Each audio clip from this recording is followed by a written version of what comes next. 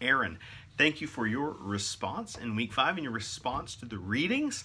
I think you bring up a very stimulating question in commenting on our increase in surveillance technologies, mobile technologies, particular the smartphone, and how it is becoming the Swiss Army knife of tech devices for us. It essentially can do nearly anything that other computational devices formerly could, or still do, but do separately. And so you ask this question, will we eventually see the cell phone replace the professional cameras in various situations to become this do-it-all production device? And in some ways,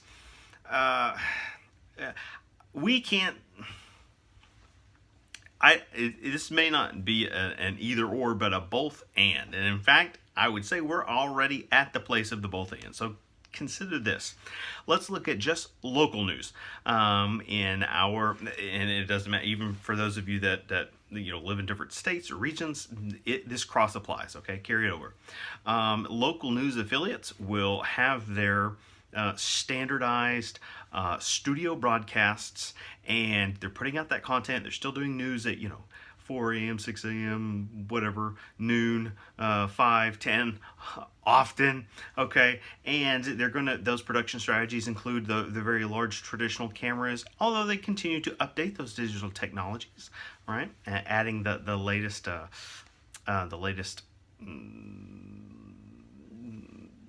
tech updates that are going to provide a smoother content or a smoother product. And at the same time, if any of you all happen to follow these personalities, these journalists, I guess in some cases meteorologists, right? Meteorology being a popular topic in Oklahoma.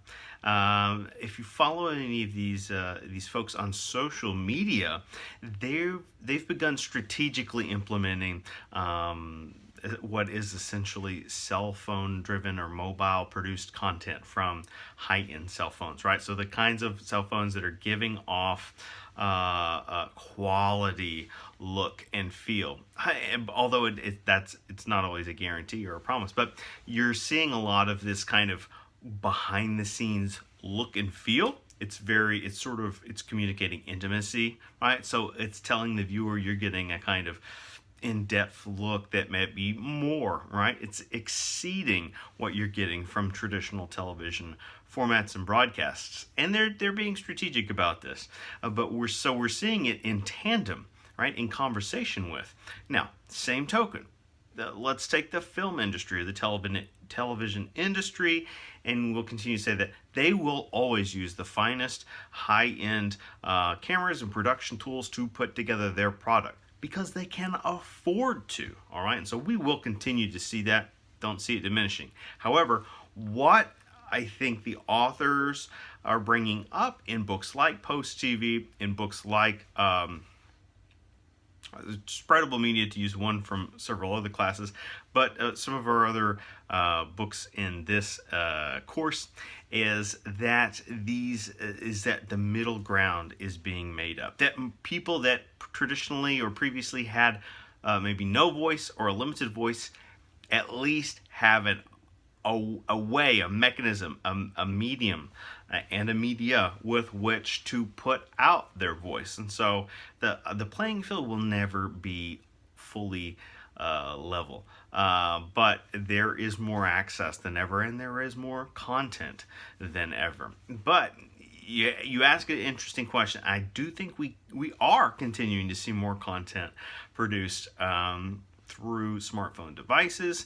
This is where most people have found their voice on the internet. Okay, they're using mobile devices because it's instant, right? They're instantly producing a message. They're instantly wanting to share it online with their followers or what have you, subscribers and so on. But there was an example just a couple of years ago in New York Film School. Oh, shame on me. I was quick to respond to your question without looking it up first. It was either NYU Film School or Columbia. I'll have to double check and put it in my written comments. But it was the first ever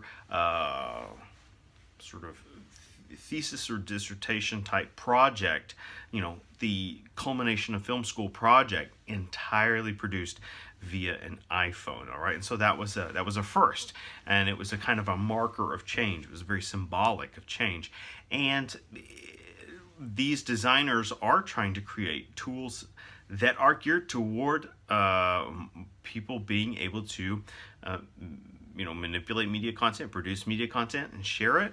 This is part of what we call that information economy that we live in, and this is part of when we use phrases like we're living in the social media age and so on.